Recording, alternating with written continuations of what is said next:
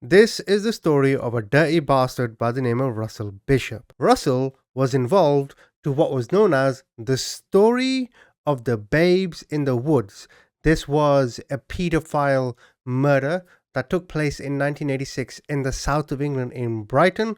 I'm going to tell you the full story, so if you do end up liking this video, please subscribe. Please bear in mind that this story must be told with a slapstick condescension kind of tone. Now, in December 1987, Russell Bishop walked free after being cleared by a jury of murdering and sexually motivating two young girls in Brighton. Both of them were 9. One was called Karen Hadaway and the other was called Nicola Fellows. Now, Russell took to posing as a victim himself. He claimed he was the wronged man, falsely accused of a heinous crime that he didn't commit. But intuition tells us a lot, and some of us wish we paid attention more to our intuition. And at the time, the detectives, regardless of what the jury said, regardless of the court case, they were sure. They never wavered in their belief that Russell was a murdering pedophile. And at the time, it was the same with the two families of the children. A journalist at the time by the name of Phil Mills, he reported that when he spoke to the families, they didn't say this publicly, but privately, they certainly felt like he was the killer. Now, the reason why I call Russell a dirty bastard is because you have to be one if you're going to assault a 9-year-old and kill them. And both the police and the bereaved families had their suspicions confirmed of Russell's true nature in the most horrific way. Now, on 4 p.m. on Sunday, the 4th of February, 1990, so 3 years after the Woods incident, a 7-year-old girl left her home in Brighton. She went on rollerblades to the nearby shops. Now, for those that don't know, Brighton is the beach city of England. Hold your horses. Beaches in England, what the fuck? So it's raining. Yes, it is. People still go to the beach. Very cool place though. You should go to Brighton. It's fantastic. Now, the little girl passed a red parked Ford car. She was grabbed and thrown into the open trunk by a man who threatened to kill her if she didn't keep quiet. Russell then drove the car to a remote location, took the girl from the trunk, put her in the front of the car. He strangled her until she lost consciousness, and then he stripped her naked and sexually assaulted her. As I said, dirty motherfucker. Seemingly convinced that the girl was dead, Bishop threw her naked body into the dense gorse bushes hidden in the woods. This time though, the girl wasn't dead. By a near miraculous twist of fate, she was alive. Now, it's not too sure how she survived, but journalists at the time, they were thinking to themselves, so Russell assaulted her, he assumes she's dead, he throws her into the bushes, he runs away. But in the bushes you have thorns, right? And they guessed that maybe these thorns gave her like a kickstart, you know, like a defibrillator. I can't say that word properly because I speak like a donkey, but So there was a theory that the thorns kind of gave her a spark of life. She wasn't much alive, but the 7-year-old girl won the universal admiration of detectives by being an absolutely exceptional witness. Now, they had an identity parade. Essentially, they had a bunch of men line up at the police station, and then she was going to come forward to try and identify them. And Bishop, who was in this line, tried to disguise his appearance by wetting his hair to make it seem darker. The police told him to dry it, and when he did, the girl picked him out. In the trial, Bishop lied through his teeth. The girl, however, told the truth, and the jury believed her this time. In December 1990, Bishop received a life sentence for attempted murder, kidnapping, and indecent assault. And in that era, when detectives nearly secured a conviction, they would go out, they would have a drink, a moment of private satisfaction. Right, I've done my job, I managed to put a bad man in jail. They would go out with their fellow detectives and have a mini celebration. But this time, the police officers didn't celebrate. There was no elation. See, the police were still sour from the girls in the woods 3 years prior. There was no reason to celebrate. 2 girls had died previously. Another girl could have been killed. Whether we got the conviction or not, this is not a celebratory moment, was what they said. Now, there are those back in 1990 who thought that the girl from the woods managed to get their final justice as Bishop was sent to jail. But the families thought very different. To them, true justice was for Russell to be convicted for their killing and not just the attempted murder of the other girl. And the families never gave up their campaign to get justice. Every year, without fail, the family put up a banner at the entrance of Brighton's Wild Park where Karen and Nicola were killed, demanding justice for the babes in the woods. They took their campaign to the heart of the government, even marching down towards Downing Street. And for those that don't know, Downing Street is the White House. In November 2002, a petition was delivered to the Houses of Parliament demanding changes in the law on sentencing paedophiles and child murderers. Now, interestingly, during all this, Russell Bishop still claimed his innocence. Now, in 1986, he did spend some time in jail because he was arrested, kept in jail before the court case before he was acquitted, right? But given he never gave up his pretense of innocence, in 1994, from behind bars, the convicted paedophile began a court case against the police and the Crown Prosecution Service. He claims he was wrongfully imprisoned for the Babes in the Woods case. And Russell continued to flip-flop like this in his mind. In 2001, there was another paedophile by the name of Roy Whiting. He was convicted of abducting and murdering 8-year-old Sarah Payne in Sussex. And Russell used that case to start suggesting to the police officers and the courts that Whiting was the real person who killed the girls in the woods. After he first became eligible for parole in 2004, he began agitating to have his attempted murder conviction quashed. He thought to himself, well, I only was convicted for kidnapping and I was only convicted for indecent assault, so this conviction against him should free me from prison. What Russell tried to do with his lawyer, he tried to get the victim to confirm, well, Russell didn't strangle her. Russell had no regard for what kind of mental impact this had on the girl.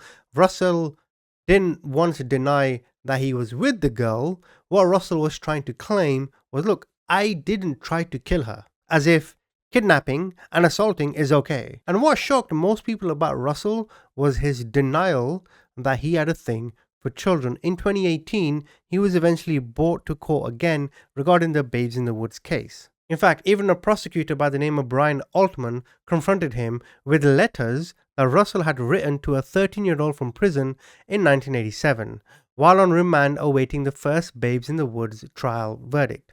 In the letter that Russell wrote to this 13-year-old, he said, "Don't give this letter to no one, not to your mum, not to anyone. You will have to go on the pill. How old are you, baby? Hee hee, I don't matter. I will say you won't handle 12 inches. Now you know why I mean. Dirty motherfucker." And Mr. Altman, this prosecutor, he asked Russell, 12 inches or what, Mr. Bishop? And Russell said, it speaks for itself, doesn't it? Cheeky bastard. Now, as I mentioned earlier, the parents were campaigning to the government to have this case heard again, right? So the process escalated in 2005 when Tony Blair's government abolished the double jeopardy rule, which had prevented suspects acquitted by a jury from facing a second trial for the same crime. So in 2006, Sussex police decided to hold their fire. They thought, hold on a minute, we get another crack at this, but let's take it easy. Because they would only be allowed one attempt for a retrial. But they still had all the scientific forensic samples from 1986. But they had to wait because DNA evidence wasn't quite there yet. And in 2011, Sussex police started the case review again. And by 2014, they were ready for Roy Green. Roy Green was a senior scientific advisor at the independent Eurofins Forensic Services Laboratory. He would examine samples taken from Karen's left forearm during the 1986 post-mortem. Mr. Green was able to look for skin flakes that would yield DNA, which could then be analyzed using some of the most advanced techniques known in the 21st century. And upon DNA testing, they found components matching Bishop. Mr. Green also confirmed that when he did the DNA profiling on Karen, he found matches of Russell's DNA and another third party's DNA. He would also go on to tell the jury and at the trial that it was 1 billion times more likely that he had found DNA from Bishop, Karen and an unknown person than if he had just detected genetic material from the girl from 2 unidentified people. So the evidence was overwhelming. Now Mr. Green looked at samples from a Pinto sweatshirt. The police always claimed that when Russell committed these murders, he was wearing a Pinto sweatshirt. Mr. Green took the sweatshirt, looked at the DNA, and he found traces that were more than 1 billion times more likely to come from Russell and an unidentified third party rather than 2 strangers. That was the substantial new evidence that the families and the police had been waiting for. Bishop tried to explain all of this away. He claimed that the DNA proved what he had been saying all along, that when the bodies were first discovered, he had gone into the den and checked them for a pulse. Unfortunately for the paedophile, that is not what he said all along, as he chopped and changed his story continuously. Kevin Rowland, who was one of the police officers when he discovered the bodies, completely shot down the lie that Russell was in the den trying to check for a pulse, as he stopped Russell from going in the den in the first place. John Benathan, who was the defendant of Russell, essentially claimed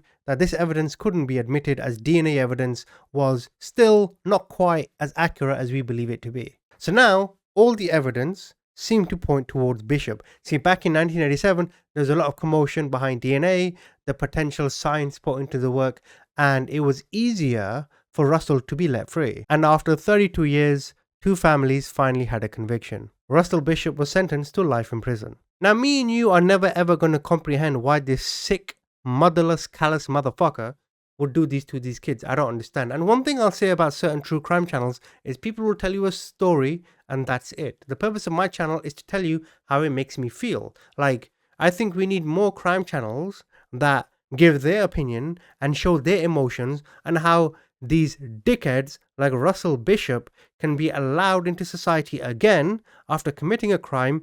Like let's put it this way, right? Sorry, he killed the initial two girls in the woods, right? He gets away with it. 3 days later, he tries to kill another girl again. She somehow survives. That girl is traumatized, physically abused. Who knows what kind of effects this has on her later life? Like, a lot of pedophiles, right, are abused as kids, and without that abuse as kids, there are chances that they may not become pedophiles, right? You understand what I'm saying? Well, who knows with this little girl? Who knows where she is now and what this could have done to her? Can she even maintain relationships? Can she even trust anyone? Is when she's close to another man, does she feel scared because of this experience she had as a child? You see what I'm saying, right? So how is it being locked up in a jail for us to never see again? How is that justification as punishment for what he did? It's not. Jail is not good enough. How the fuck can he have the right to go to a room that he doesn't ever have to pay for again, get 3 meals a day that he doesn't ever have to pay for again, and all he has to do is tuck away a few bed sheets or cook the dinners or whatever jobs they get him to do while in jail? Because let's be fair, he didn't have any friends. There wasn't much family. He didn't have many acquaintances. I don't think he had much of in the way of employment or money. This guy had fucking nothing to live for. There's an argument to be made that his life now, in prison, or at the time in prison, is far more luxurious than what he would have had outside. I mean, it was claimed that Russell was around 5'5", weighed around 180 pounds, and suffered from little man syndrome. And this is another thing. Little man syndrome, some people call it Napoleon syndrome. I can't relate to that. I can only relate to the little men I've known in my life, short friends that I've had. Little man syndrome is when a man feels inadequate. He needs to overcompensate for his own insecurities. The reason why it's called little man is because it's generally shorter men that have this complex. So in the case of Russell, for him to feel power, for him to feel some kind of control, he had to attack 9-year-old girls to get it. It was also reported at some point in his life he was a petty car thief. But this goes back to what I was saying. If you have little man complex, you're into little girls, and not just into little girls, you want to kill them too. You don't have much in the way of friends. You can't keep a stable job. No real relationships anyone knows of. Your life is better off in jail. You are genuinely better off in jail. And for me, that is nowhere near an adequate enough punishment. Tell me what you think.